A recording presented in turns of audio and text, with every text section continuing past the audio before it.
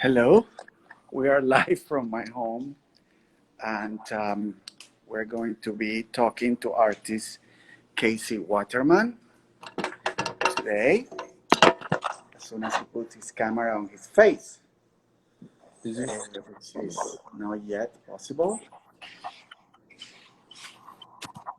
Casey, Hello. how are you? Good. Thank you very much for being with us today. Um, this is the second try that we do into our conversation. I'm very glad we're able to make it. On my back, I have this amazing body of work by Casey. It's beautifully imprinted in gold on paper. It says, "When you love someone, when you love someone." And on your back, you have your latest body of work. Body of work.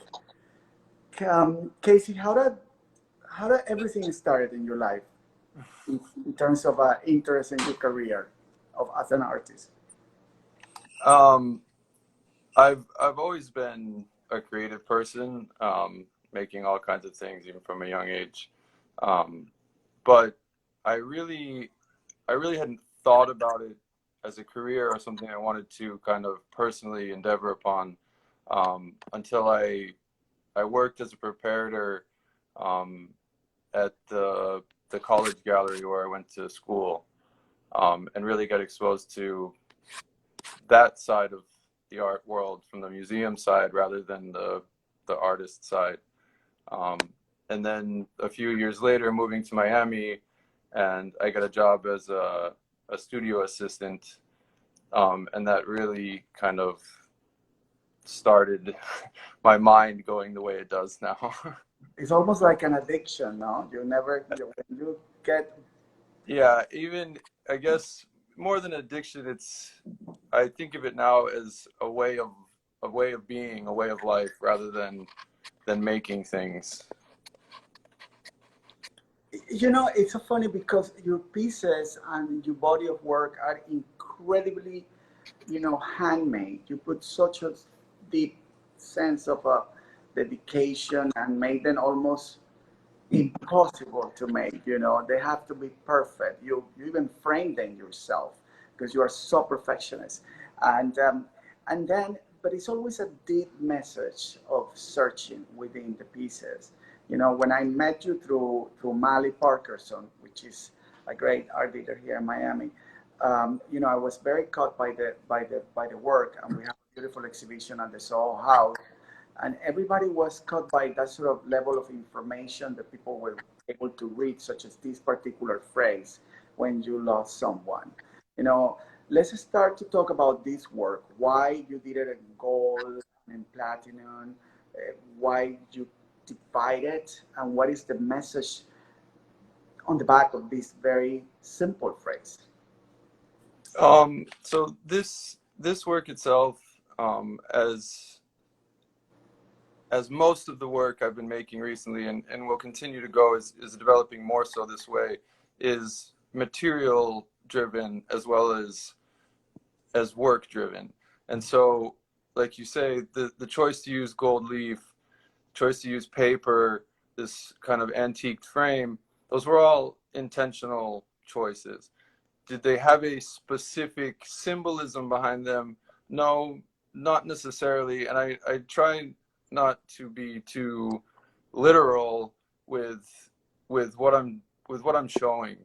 It's an investigation for me, and I hope that in other people's viewing of the work, it creates some type of contemplation rather than an obvious message.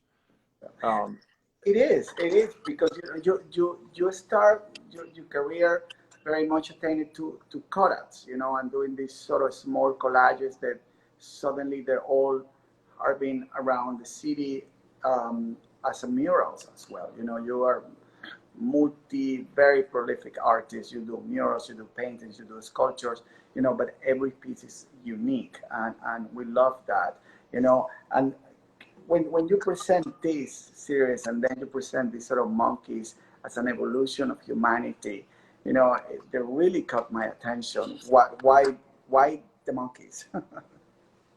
no, and I particularly like this piece because it reminds me of while I'm working what I don't know yet, and that to me is very important.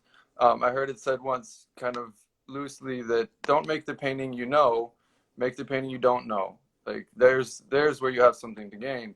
And why this piece you're showing here reminds me of that is in collecting the images of these three types of animals, I separately, and then putting them together, I realized that they all have this same posture in the bent leg of their movement of walking, although being very different animals. And so their relationship to each other, although kind of visually is very different, and how they act and are as animals is different, they are very, very similar.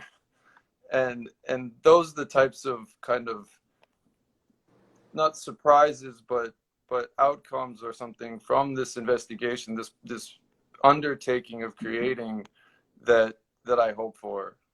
Yeah, it truly comes along. You know, there is another image of this amazing mural.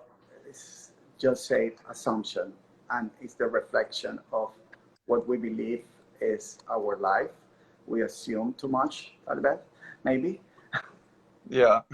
And so this mirror is in the same body of work as the works you were mentioning earlier that are at Soho House, the very colorful, vibrant works, and the first works that I've done in color.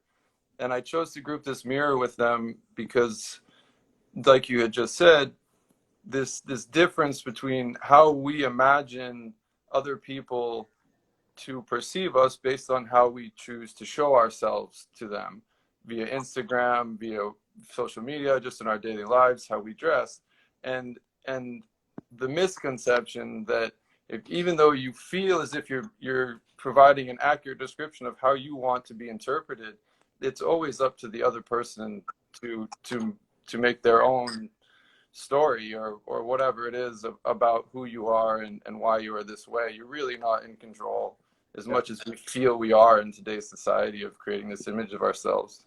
Correct. I'm very captured by that, you know, by the simplicity of your work, and at the same time the deep message that can people can sort of individually acquire. You know, when I saw this mural, I was like, wow, this is deep. You know, it's really, we shouldn't any longer assume things. We should just believe in reality. So it's a constant reminder. And the same thing is when you love someone, or the same thing is the evolution of these three animals. But then, not happy with that, you know, we are going to be talking because this amazing life that you have developed as a younger artist in Miami, you know, it gives us the chance to see a couple periods of your work, you know. Then you go back suddenly and you experiment with color in such a bright and in a way, you know, emotive way. You know, how did this particular series start? And so something, and it's also a large part of the reason why I was looking forward to having this conversation with you is I've been making work for over 15 years now, largely undocumented. I mean, I have it, but there aren't catalogs, there aren't, you know, exhibition histories of this work because the endeavor as it began and still is my own. And so in the progression of these kind of groups of work that, as you mentioned earlier, all begin with cutouts. They've progressed, you know, they started with these cutouts, went to more material driven things with the gold leaf and things like that, and then into this very much more personal description of my feelings about my ideas about myself than has ever been. And although it may be hard to kind of imagine looking at this image not knowing how it was made, it's still made in the same way. And so I've taken photographs, others' photographs, not my own, intentionally, and cut them with an X-Acto knife as if you can imagine as a puzzle. So each color is a cut piece of paper that is then scanned digitally back into the computer. So it has this analog feel that's drawn that you can't make with a computer. No matter what. And so there is still this process, and that's part of my interest as well, of this kind of grouping or collection of processes, both analog and digital, to result in something that like you said earlier, is very unique and then yet still very handcrafted. So the story behind these works is, and becomes obvious if you can see them as a group, is that all the women are faceless.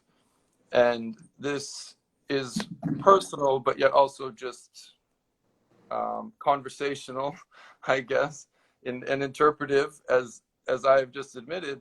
How people interpret these is not necessarily how I wish them to be. And so that closed loop of that admission and creating this work and also giving it back and admitting that, but yet it is a very personal story, a love story, I really call it, and it's called Why This Restlessness for that reason. Correct. You know, it's amazing because you use a palette of color that is very bright, you know, but at the same time, the emotions of the image are very conservative, you know, and they really have a meaning just because they don't have a face. You know, it's an unknown woman. You know, it reminds me when you go to the circus and you just have these amazing sort of cutouts when people put their face on anyone at any time. You know, when I saw them and you start this process and in such a small way, you know, to be able to go back and to print large prints like we are doing now. We know we have this exhibition also at the Soho House with the larger prints. You know, it's amazing because collectors are getting it from all around the world because they feel like they take something that is not that personal. Sometimes it's not good just to have a picture of somebody just looking at you 24/7. Yeah. No, and personally, as an artist, I'm not necessarily at this point in my career interested in the narrative, in specific stories with specific details that have specific outcomes. I'm more interested in loose ideas and feelings and energies and why we feel a certain way rather than this and this, you know. I like that there's that ambiguity to the story. Could be an infinite number of possibilities in these images, and yet they all, like you say, have an inherent feeling. Yeah, they are. You know, they really, when you group them together, you know, there's such a wonderful sort of continuity of that message, you know, of why resonance, you know, why people just being, you know, they could be if they want to. And I really enjoy very much this part of your work. You know, when you put them together and I just arbitrarily put them together, you know, diptychs and triptychs, just kind of like in this moment, just feeling the yellow and then in this moment feeling the red, you know, it really makes me see them as a almost like a movie reel of light. Yeah, there is this one that is also very vintage kind of looking, you know, which is also, again, you know, the woman don't even have a face, but it also kind of give the back to the public, you know, and to the viewer. You know, this series was done, you know, almost a year and a half something ago, and we have been showing it in our websites and in RC and in RSpare and First Steps, and people, you know, there are so 3 sizes that you do, which are very, you know, you're one of these artists that I chase quite a lot in order to get new body of work for you. It's a challenge always, you know, because we really want more because people really react very well to your work, and you are so kind and humble in a way to produce such a small amounts and make them very collectible with the finest paper and beautifully done. And when people ask them to be framed, you build the frame. So they come with lots of love, you know, Yes. particular series. So we're very grateful for that. And we do this big size, small, medium, and large. But the big size is only 3 pieces, which is kind of great. And some of them are almost sold out.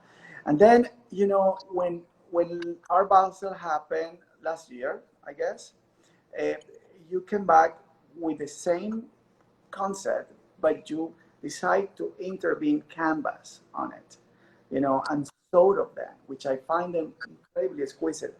This is a new element for you. Yeah, this, I wish I could tell you why I had actually thought to sew them.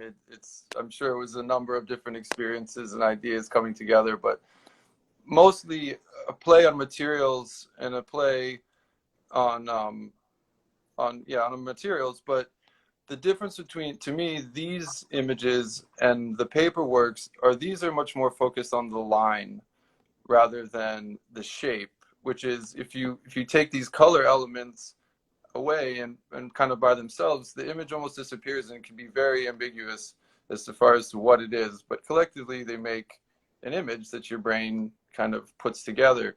And so this was a play more on, again, this emptiness, this space between, and going back to the gold leaf letters, the same kind of idea there is this investigation and this awareness and acknowledgement of how the space between things makes you feel differently, and separation and bringing them together and rearranging them. And so removing the color from the inside and creating this whole but leaving the line, and how does that make you feel different? Is this a totally new idea or emotion that's evoked from this manner rather than if the image was more wholly there? Yeah, it happened here. When you do this juxtaposition of the both images, you can see how deep they are. I choose to put these two together. And we're actually gonna list them again like that because I think the beauty of have these two images seen by the same eye, but with a different message in a way. Mm-hmm. If you Mm-hmm. think it's a different message, Yes. Yes. I'm glad. Absolutely. I'm glad I catch you there. Yeah. There are some words that I try to find out. You know, it is. I particularly love them when they are just set up like that. They just like you see the depthness of the flesh and then the emptiness of the body, You and know, especially when yeah. they're canvas. And you sew them so perfectly well, made them unique. Towards the prints, which we do small limited editions you Right. know, and I just love them. This person jumping out of the tell me about this piece because it's quite abstract. This is one of the more abstract ones that's harder to interpret, but it's actually a sunbather. And so I chose the color palette from one of the images to use throughout all of them. And so this teal green color in some images is interpreted as could be the ocean or water. And in this one, it's actually grass. And what's hanging there are actually towels on a clothesline. And so Oh, you have this figure sunbathing there in the nude in the center of the piece with the creation of some amount of depth in the foreground of this classic kind of backyard scene of the clothesline and enjoying the summer. yeah. But obviously that's it takes some wanting to look that far into it to be able to see To it. dive into that piece. Yeah, yeah. But again, it's not labeled with that description. It doesn't come with a paragraph of me telling you what it is because it's not necessarily important to me that you get what I get from it. Like part of that, the admission of this is that yes, it is up to your interpretation. It is up to you to how you want to enjoy it, and who am I to say that you shouldn't be? Yeah, absolutely. It's been such a privilege to get to know you, through all these years and represent you, because every word have this amazing meaning. Even I will consider you as an abstract artist in a way. You are towards more going towards installation, Yeah, and to see the pieces and evolve in different ways, such as doing graffiti for public spaces, printing, painting, sewing now, which is yeah. quite fantastic. How do you see yourself, Well, no, I'm in, I'm glad you mentioned that actually, because part of the reason why I'm a little bit picky about showing or haven't made that my priority over making things is because I've arrived at a point now where I have very specific ideas for future exhibitions, but that also requires specific spaces, different types to create an immersive experience around the entire body of work, rather than just, okay, there's a wall and it's a gallery, so we're going to hang it on the wall. Like, and so to find, you know, this coupling with either spaces or galleries or dealers and collectors and curators to create experiences rather than exhibitions of work. And that's more where my new ideas are going, and much more materially driven rather than pictorially driven types of things. And I'm actually really excited about the new work and finding the place that it will live and be exhibited together, you know, because yeah.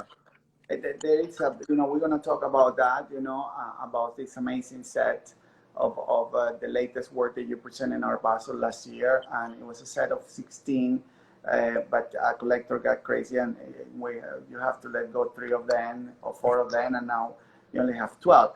But just the complexity of the work as it seems, you know, in this particular space, you know, and you have one piece on the back, you know, is just started with the necessity to experiment with plaster, and specifically to create a sort of tri-dimensional volume in your pieces instead of going flat as it used to go.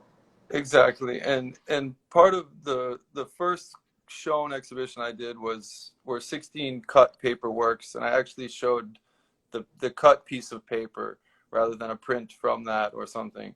And that was about the removal of information and what is left and how that makes you feel, and appropriately titled The Longing, because I'd gotten to this point for cutting stencils out of images and magazines and all different types of media for over a decade, and asking myself, like, what is, there's something missing.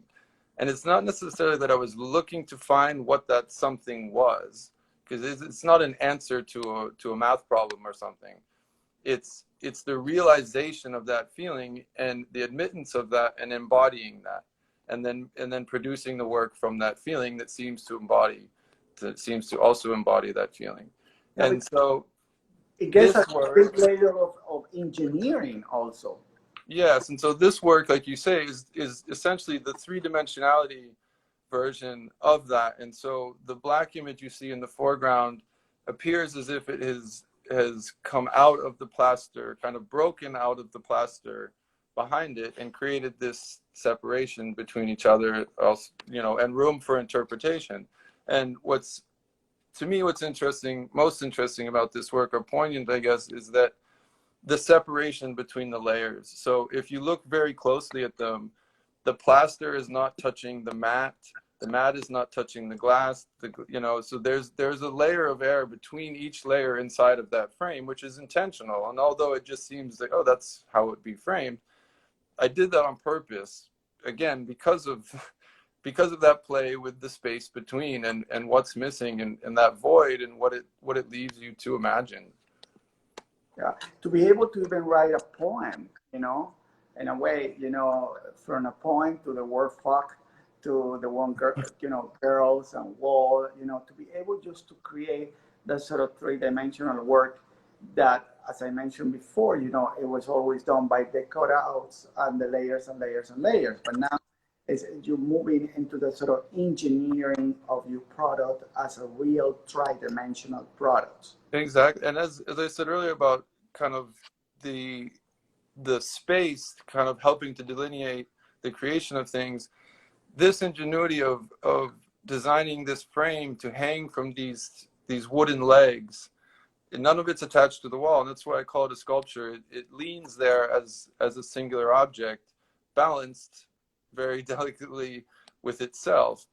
And so that occurred because of where I was going to show this body of work. I wasn't able to attach to the walls. Something just very simple like that. And I can admit that it wasn't. I will own the idea. I absolutely came up with that on my own, but it was circumstantial, as a lot of things are. And lo and behold, this is what occurred. And I'm fascinated by it. I really enjoy it myself, even though I was the one who made it. But it was completely circumstantial. And I think it's very important to me as an artist to be open to those circumstances, to be open, being malleable and aware and perceptive is far more to me what it means to be an artist than if you've ever make anything in your life. You can still very much live an artful life. Absolutely. As you mentioned before, sometimes you go to galleries and you just cannot drill in the wall. So if you cannot drill in the wall, how come you're going to be able to display the piece? And then just to create this sort of perfect parallel piece that is standing up and float in such in a way, heavy, delicate element, carving plaster, be able to do these beautiful, perfect images that I don't know if it's possible to make the camera closer to the one that you have in they're really difficult to photograph. Let me see if I can do this here. It's really hard. I can't. Yeah, it's really hard to do it, but they're really difficult to photograph. One, because of the glare, but also because just as a lot of artwork, and I think it's a conversation that's come up recently with not being able to attend things in physical person. It's always going to feel differently when you can see those little chips of plaster, and you're bringing your face physically nearer to the work, and getting to view it that way that a photograph will never be able to accomplish. Correct. Yeah. And plaster is such a gracious material in a way. It's just a really a wonderful element to sculpt and to create. But when you go into really hard edges such as this one, and make them to be floating in the image and tridimensional, it's what really for me is a major challenge.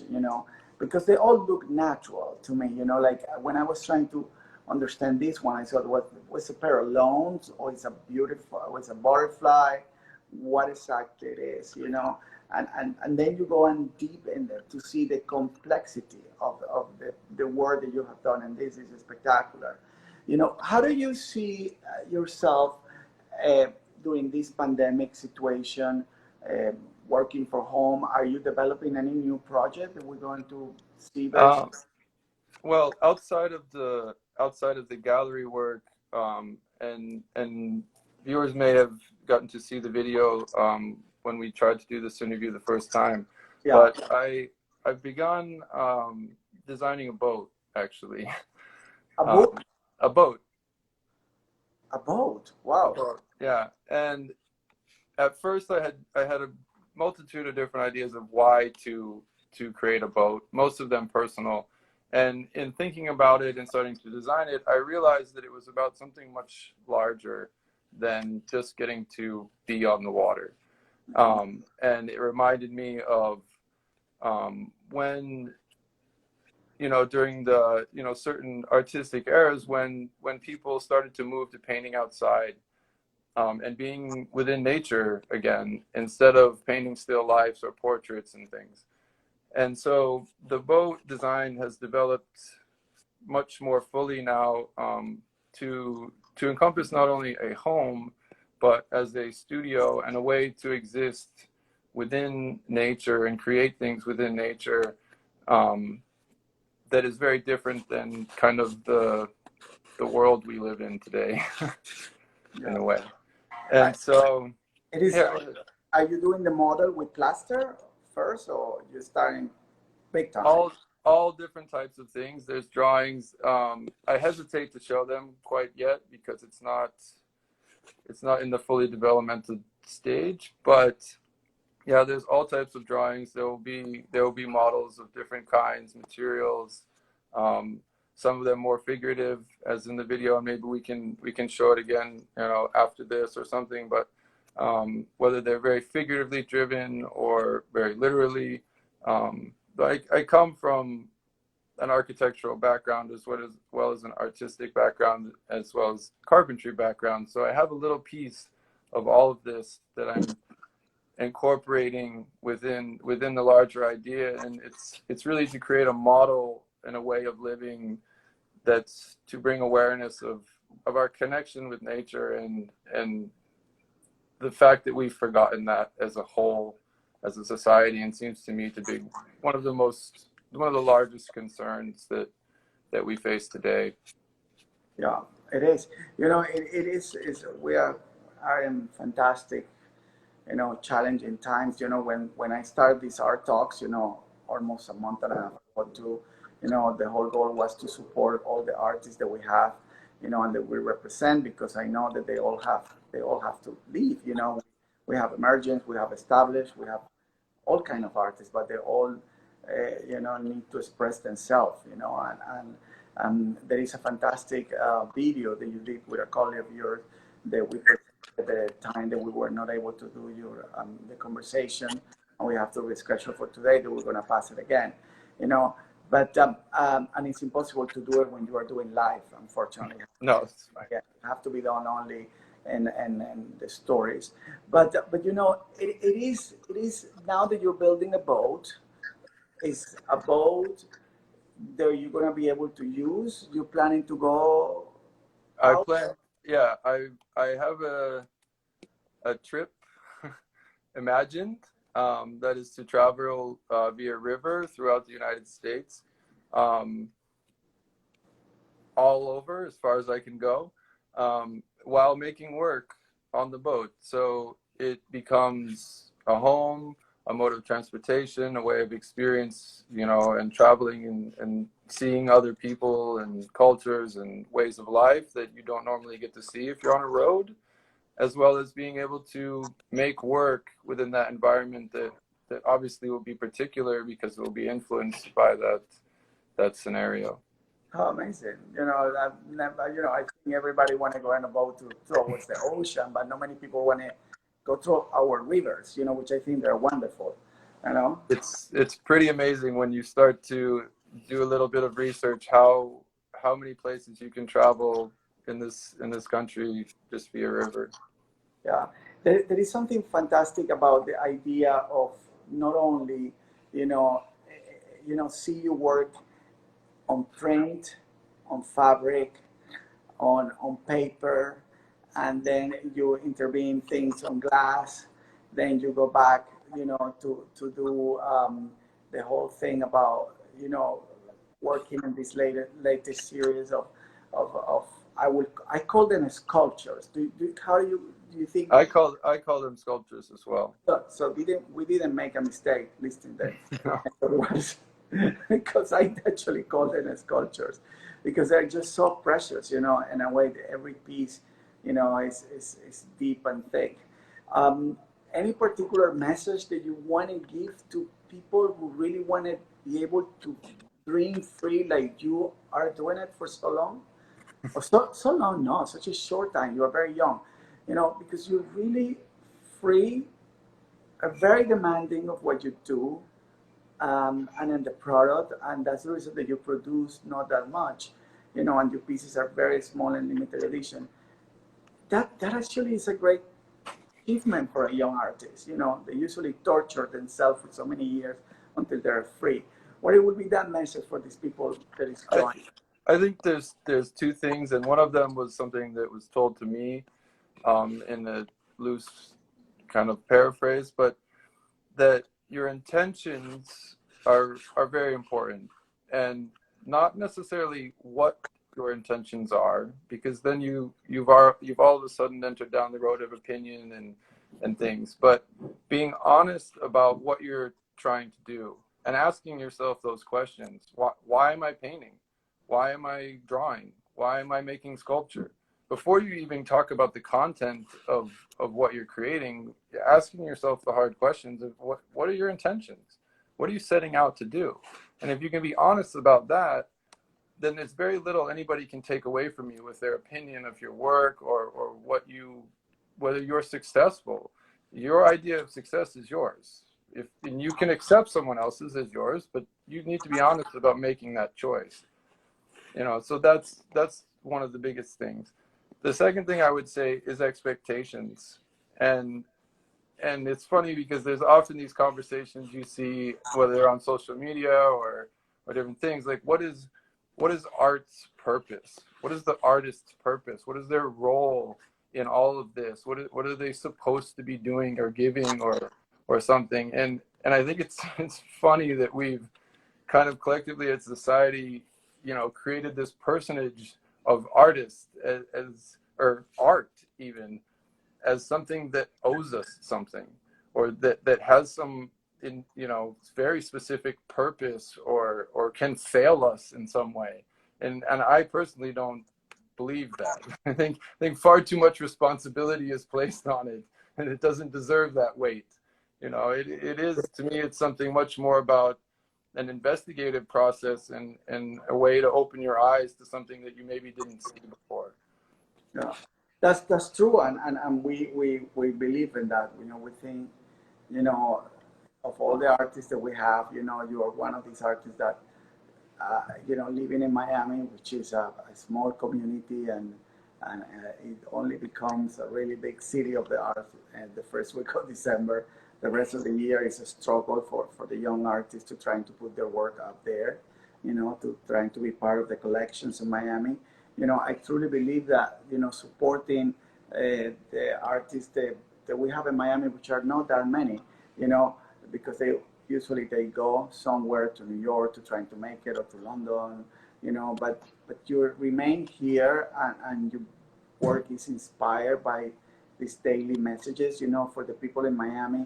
You know, there's these amazing, you know, murals all around. Where are your murals? Where people can see them? The most recent one is actually in color, and that will be a painting that I'm working on at the moment on wood panel, that's almost finished, a replica of that mural, that will be available soon. But on Biscayne Boulevard, and say I think 53 is a large mural. There's one in Midtown. It's hard. I do admit that a large part of me moving to Miami 8+ years ago was the draw for painting murals, mostly because you get to paint large, not so much that people will see them, or you know, it was primarily a selfish endeavor of just the scale more than the fame, really, or you know, the where graffiti comes from and being, you know, writing your name on things were not my intentions. I just wanted to see my work as big as I can see it. And so that was a large part of the draw, and some of them have come and gone, and some of them have lasted. And I'm still open to painting murals. I'm still fascinated by it as for what it is, but it's, for me at this moment, it's more of a sidebar thing than where my intentional process is leading me, I guess. No, well, that's fantastic. We really want to say thank you very much for your time, Casey, and we are very privileged Thank you. to represent you, and you know, and you're a free artist, and we just believe that you're gonna have a great career ahead. You know, I really appreciate it. Thank you so much. make sure. Thank you so much for this time that you have given us today, and I hope to see you very soon. Yes, I look forward to sharing the new work. Absolutely, we're gonna do it. You know, this new work that we have now is actually, we just listed yesterday. You know, it's been online at RC and RSpare and First Steps and in our website. So it's been listed new, so people can see it, and it's beautiful because, you know, it's easy to ensemble, but at the same time, so beautifully done. So thank you very much, and Thank you very much. It's been all my wonderful. best to you. Thank you. Thank you so much. Bye bye.